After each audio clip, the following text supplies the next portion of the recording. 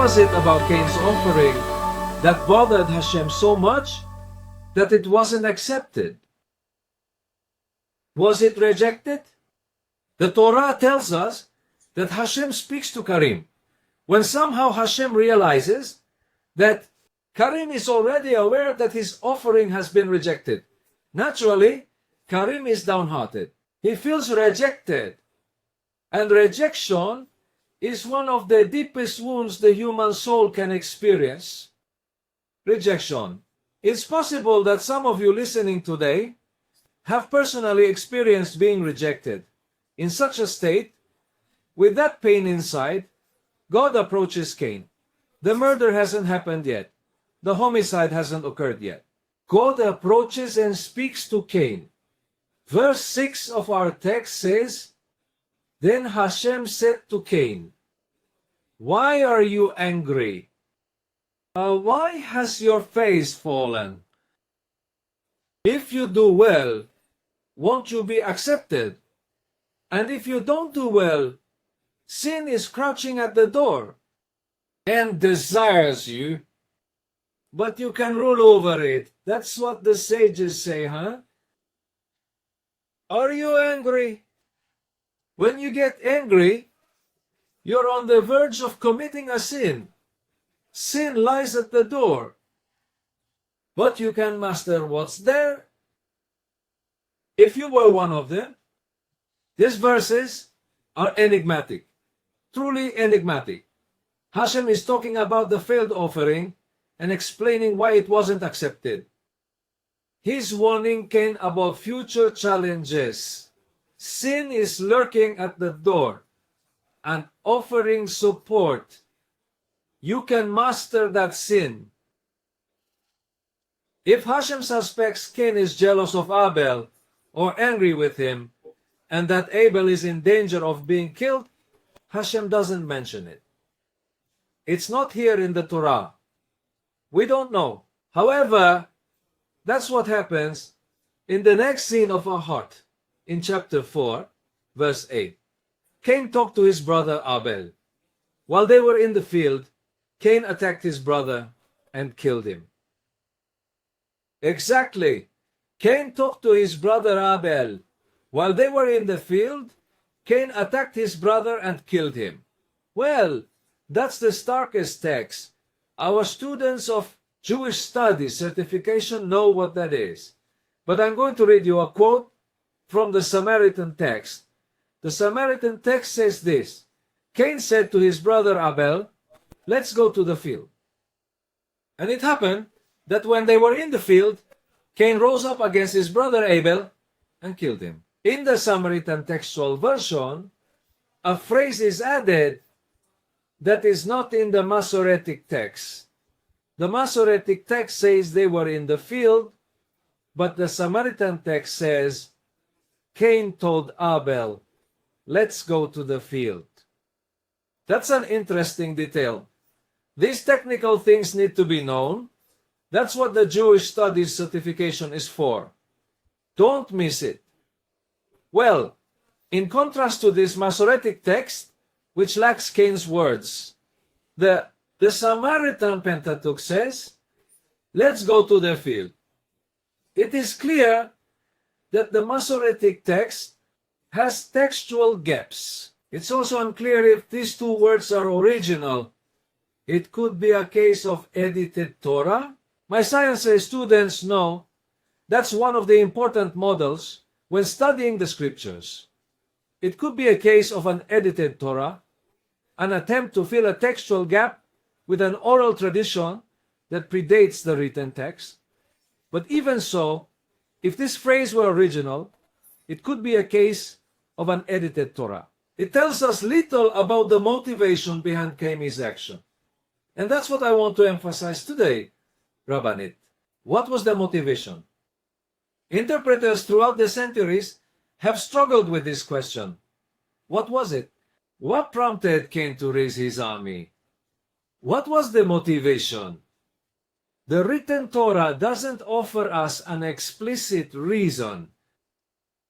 The rewritten accounts of Cain and Abel have felt the need to add details to this story. 4,000 years later, we're still investigating what the cause was. 4,000 years later, what was the motivation? A brother killing another brother. Why? What drove Cain to kill his brother? What was the motive? For centuries, ancient interpreters have tried to give us an answer. So let's go. I invite you to come with me to investigate this thing and to discover, if possible, together today, what the motivation was. So that by knowing the motivation, we can avoid it in our own lives 4,000 years after this incident. The most common interpretation is that the motivation was jealousy. That's the most common interpretation, the oldest answer. Perhaps also the most natural, the one closest to each of us, to our own experience. A generation before Yeshua, well, actually several generations before Yeshua, there existed in Israel a Jewish sect we identify as the sect of the Jubilees. This sect of the Jubilees left us a book with the same name. I have it somewhere, the Book of Jubilees. And in that book, it is claimed that the reason Cain killed Abel was jealousy. Cain killed Abel because Abel's sacrifice was accepted, but his own offering was rejected. This rejection caused deep jealousy in him, and that jealousy drove him to commit a tragedy. The Bible explores this theme of jealousy. Though it doesn't directly relate to Cain and Abel, the Bible does talk about jealousy, exploring this theme, for example, in the story of Joseph.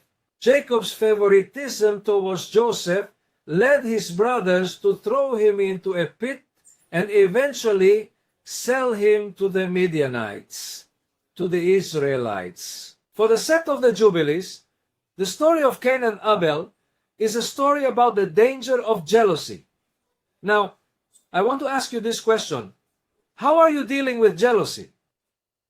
Are they real jealousy or imaginary jealousy? Are they rational or irrational jealousy? Have you experienced anything like that in your life? If so, be careful with it.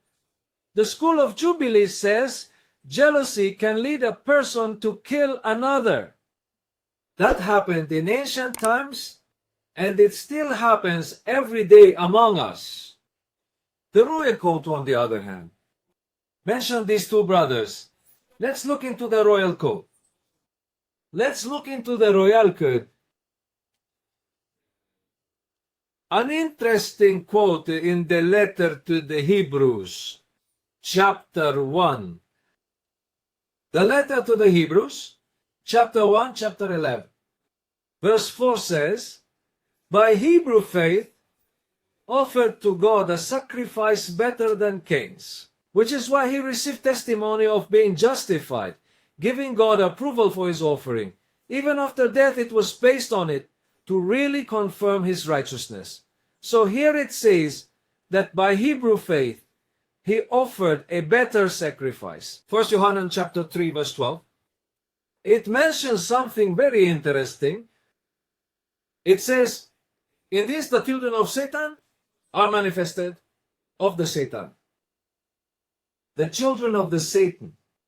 In first century Judaism, the children of the Satan were those who were so strict with their brothers that they drove them away. It's not a sharp declaration, it's a sociological statement to identify a type of Jewish sect existing in the first century. So be very careful when you read in the Royal Code, for example, the synagogue of Satan. It's not ontological, it's a Jewish sect that had that name because of the wrong way they interpreted the Torah. All right, with that cleared up, it says, in this the children of Satan are revealed. Anyone who doesn't practice goes away. Anyone who doesn't practice and doesn't love their brother is not of God. For this is the moral tradition you have received from the beginning, that we love one another, not like Cain, who was of the evil one and killed his brother. And why did he do it?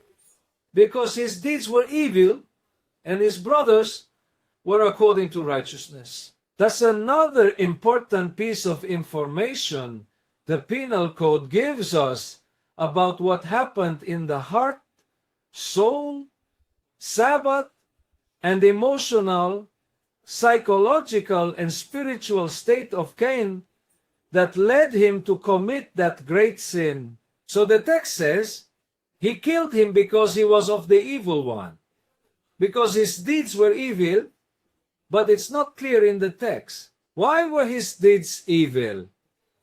And that opens up new possibilities.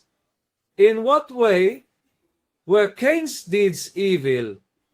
And in what way were Abel's deeds good? Yohanan is not relying on the biblical text to say this, because the written Torah doesn't mention that spiritual background decisively operating in the motive for the murder. But there's a Jewish writer from the 1st century who comes to our rescue to understand this. Fabio Josefo. Fabio Josefo, at the end of the 1st century, a Jewish military leader and historian, offers the same information as Yohanan, but at the same time adds a moral tradition that helps us understand what Yohanan really said, that Cain was of the evil one, and that Abel's deeds were righteous. Josepho presents Cain as an unscrupulous character. You are going to read Jewish Antiquities, chapter 1. The whole narrative is there. I'm going to share with you what Fabio Josefo says. He says this. Now, the brothers rejoiced in different activities.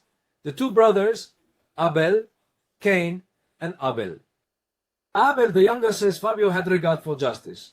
Remember, Yohanan says, because his deeds were just, and that doesn't tell us much. But Josephus explains. He tells us he regarded justice, believing God was present in all things he did for him. He cared about virtue, and his life was that of a shepherd. That builds up the picture. We start to understand a bit more. Abel cared about justice. What does that mean? Fabio Josephus says it means doing things right, running his business and sheep properly. There's the detail. What was missing here? Fabio Josephus provides it. Now, why were Cain's deeds bad?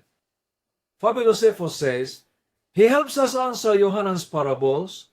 He says Cain was very wicked in other aspects, always looking to gain and gain and gain. He was the first to think of working the land and killed his brother for the following reason. Now comes the reason, according to Josephus, why Cain killed Abel. It says, it seemed a good idea to both to bring sacrifices to God. Cain offered fruits of the cultivation of the land and plants, while Abel offered milk and the firstborn of the animals that graze. God was more pleased with the latter sacrifice, being honored by the things that grow automatically according to nature, but not by the things that grow by the force of man's cunning. And what about the rest? An animal reproduces by itself, sheep reproduce by themselves, but for your harvest, you have to plant. You have to manipulate the seed. And if not, it doesn't produce. You have to sow. You have to work the land. You have to plant. So, one takes from what comes by nature, the other from what he works with his own hands. Consequently, according to Fabio Josephus, Cain provoked that Abel had been more favored by God, killed his brother, and hid the body, thinking it would go unnoticed. Watch out. The answer Josepho gives to the question we are asking is that Cain was tutto, because his work demanded human manipulation to function. He also calls him an evil type, someone who is always looking to win and win and win. In other words, when he brought his offering, according to Josepho, he came with the idea in his mind that his offering was going to be better than his brother's, that God was going to accept him more than his brother because he wanted to win. He was always winning. It is not surprising that such an evil person went and killed his brother in a fit of jealousy. Josepho even erases the merit that the Torah gives to Cain by saying that both brothers decided together at the same time to bring the offering, when the Torah clearly states that Cain was the first to take the initiative to bring the offering. Basically, that is Joseph's position. We are already in the 1st century now. Another reason presented for Mobile, the first associate in human history, relates them to demonic possession. In other words, an evil spirit. The evil spirit took over Cain's mind and pushed him to commit that murder. This idea of evil incarnating in Cain appears in a pseudo-epigraphical work known as The Life of Adam and Eve, an apocalyptic work. A century before Yeshua, translated into Greek with the name Apocalypse of Moses. That's where I have it. But there's another point of view that caused the first murder. It comes from a Jewish work from the 6th century that was later re-edited by a Christian, and it's called The Conflict of Adam and Eve with Satan. That's what the work is called. The conflict of Adam and Eve with Satan transforms into a Christian work retelling the story of Cain and Abel in great detail around the 6th century, the beginning of the Middle Ages. In this version, Adam, instead of his sons, gives the first offering to Hashem, and Cain doesn't even participate. It's Abel who brings the offering. Abel's piety in imitating his father and bringing the offering to Hashem provokes Satan's hatred, which then leads him to push his brother Cain to kill Abel. Cain's weak point is that he wants to marry his own sister instead of Abel's sister, and that goes against his parents. According to this work, that was what caused an argument. People wonder, I don't know if you've ever been asked this question, but I've been asked, who did Cain marry? Who did Cain marry? The answer is that at that time, when women gave birth, triplets, quadruplets, sextuplets, there were boys and girls. And so they married their siblings. There was no other way. There was no other way. But here we see a situation. When Abel was born, several sisters were born with Abel. And what did the parents do? He didn't marry his own sister, but his brother's sister, to make the situation less awkward. Cain didn't want to marry one of Abel's sisters. He wanted to marry one of his own sisters who was born with him. And that caused family discord. And with the family discord, these youngsters grow up, and eventually, that is one of the reasons for this argument. And eventually, the combination of rejected offerings and disappointment. Marriage and Satan's persuasion led Cain to kill his brother. Cain enters Abel's cave, asks him to join him to the field, that there are very beautiful places, as this work narrates. Abel, in his innocence, agrees, and the two brothers set out. And Cain goes with a bar in his hand, a stick in his hand.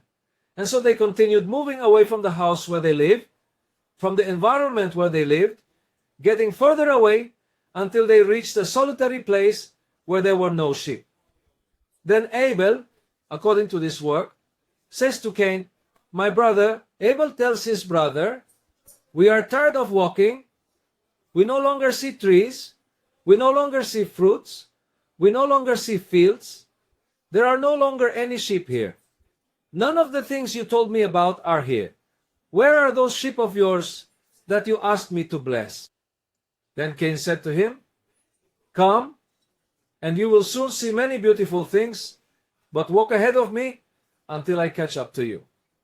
So Abel starts walking ahead in his innocence, completely deceived, not believing that his brother would kill him. And then Cain comes from behind, encourages him with some chat, prepares the stick, and then hits him on the head with the rod. Once, twice, 3 times, until Abel falls stunned to the ground. When does Abel fall to the ground? According to this narrative, seeing that his brother definitely intended to kill him, he says, "Here, not my brother, have mercy on me. By our mother's breasts that we named together, there is no more. By the womb that gave birth to both of us and brought us into the world. Don't kill me with that stick." When he sees that he is determined to kill him, he says, "Then, if you already want to kill me, don't kill me with the rod. Do not make me suffer more.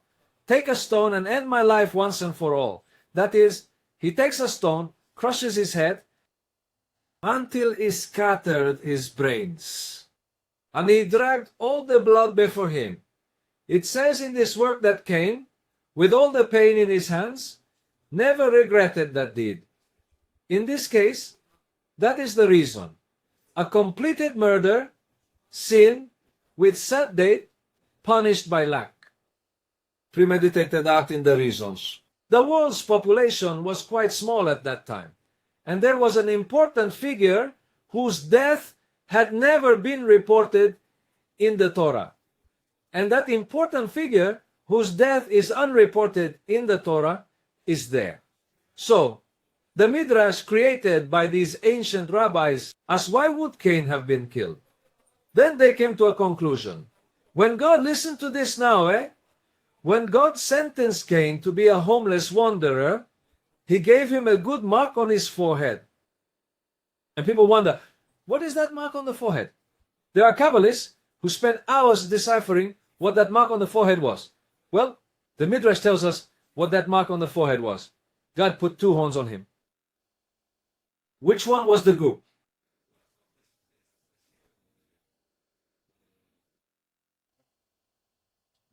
The card. He gave him 2 huge horns. With those horns, whenever someone got close to him, he would hurt them. No one dared to approach Cain. And the horns worked quite well for him for a while, scaring off all attackers, defending himself. But one day it happened, Lamech was hunting with his son, Tubal Cain. And the boy said, "Stop! Don't move forward. I see a pair of horns behind this bush." Lamech, being an excellent hunter, immediately shot an arrow at the bush. They rushed to get their prey, and it was fallen. It wasn't a ram. That's how Cain died. With an arrow shot, he passed away. But a question remained.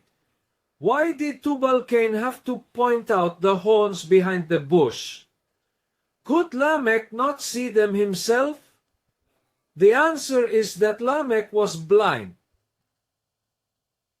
And the bred? No, not from birth, but he had lost his sight due to an accident in the house. Wherever he aimed his eye, he would shoot the arrow. After losing his sight, he needed his son Tubal Cain to guide him, saying, "Lift the arrow a bit north, south," positioning it. And then he would shoot the arrow. And together they hunted, and so on. When Lamech realized what had accidentally happened, he felt so disturbed by this outcome that he hugged his son tightly and killed him. It was a scandal. This, uh, this was the true meaning of Lamech's words to his wives when he returned home. I killed a man, Cain, because of the wound that long ago made me blind. I had wounded him, left him blind. In fact, due to my blindness, I also killed the child he had, Kai, his own son. But if Kai can be given a suspension 7 times greater than divine execution after killing Abel, then I, who am a victim of this blindness, should receive a suspension 77 times greater than Kai. All this textual wealth revolves around our money to be saved. Let's land this plane. Maybe we will never know for sure what really happened with Cain. We might have to wait for Judgment Day to find out all the details. But one thing is certain. We also deal with conflicts. You handle conflicts, I handle conflicts. Conflicts in our family relationships. Conflicts in our marital relationships. Conflicts in our social, political relationships. Learning to handle conflicts is important for all of us. Most of the time, we cause ourselves unnecessary suffering because we don't know how to handle conflicts, especially our own internal conflicts, our fears, our uncertainties, our internal dialogues. We are living in a fulfilling time, and the Torah is the preventive medicine manual that we have.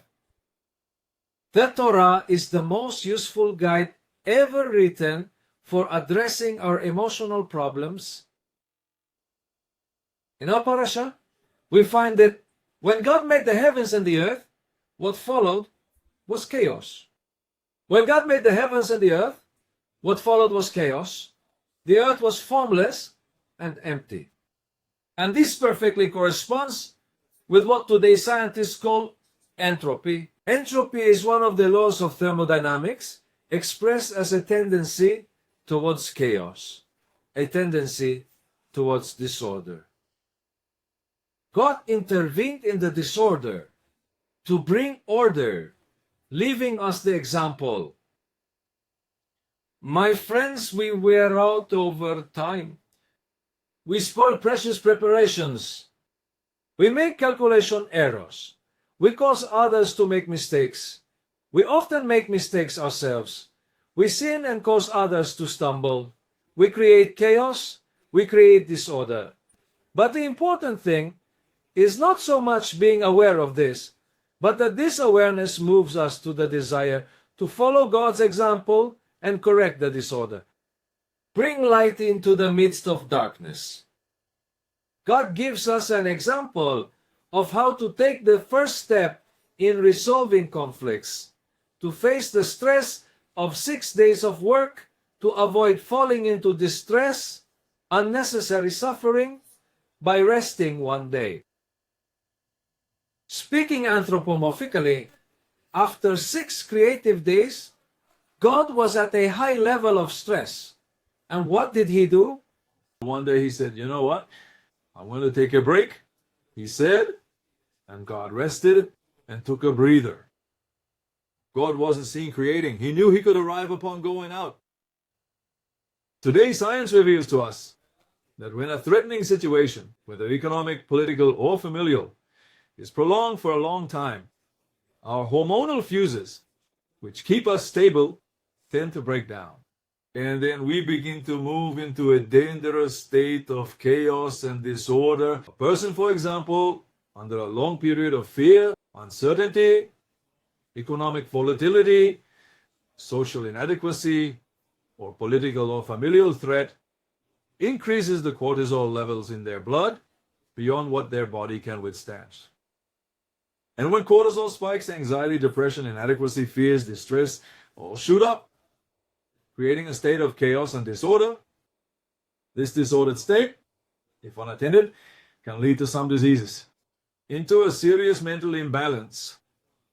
States of anguish, jealousy, hatred, capable of pushing a person to commit irrational terminal acts like Cain, who rose and killed his own brother. You have to maintain your soul. You have to maintain your heart. You have to maintain your family relationships. You have to maintain your social relationships. You have to maintain your relationships with the earth, with the environment. Shabbat is a day of maintenance for us, spiritually, emotionally, and for family. My friends, the ambiguity, complexity, and volatility of these times powerfully impact our psyche, thoughts, and emotions. When we face new, unknown, complex, even threatening things, all this affects our central nervous system, our emotional system, our physical system. When we face crises and don't turn them into opportunities to create new things, to create new designs, new alternatives, new ways of doing things, then that crisis, which by itself causes stress, if it crosses the red line of our central nervous system and turns into distress, chaos, causeless suffering, it completely throws you off balance. Many times your physical integrity is at risk unless we pay attention to this manual of God called Torah, which are proposals, therapeutic ones from God for our souls. My friends, today the world lives in a state very similar to what our parallel describes. The earth was formless and void. And in such a world, where not only is your physical integrity at stake, but also your possessions. Your accounts aren't adding up. Your social relationships, your sense of social belonging. When we've had to move and migrate from an organic community to a virtual one, from children being socially displaced from school to socializing online, the trend will always be that force pushing us towards chaos and disorder. But the model our partner offers us is that if we learn to manage conflicts, we will avoid the extreme of Cain's evil. By not knowing how to manage your inner conflicts, today is your time to give up those wrong methods, which haven't taken you anywhere and won't, and start practicing the methods and resources of God that we have here in community. Today, God through me is sending you a message. God is making you. You are important to me. Feel loved, feel appreciated, feel valued, feel accepted. That's God's message today through my words. God is telling you, I love you. You are important to me. I accept you as you are. Let's work together. Let's be partners. Let's find the way out together. Release the light. Voluntary liberation. Start off on the right foot with the study of the first book of the Torah. Start off right. Deciding to study Torah. Start off on the right foot. Make Torah your guide for life and your manual for hope. This is the biggest wish of my heart and the heart of everyone with me here today. Shabbat Shalom.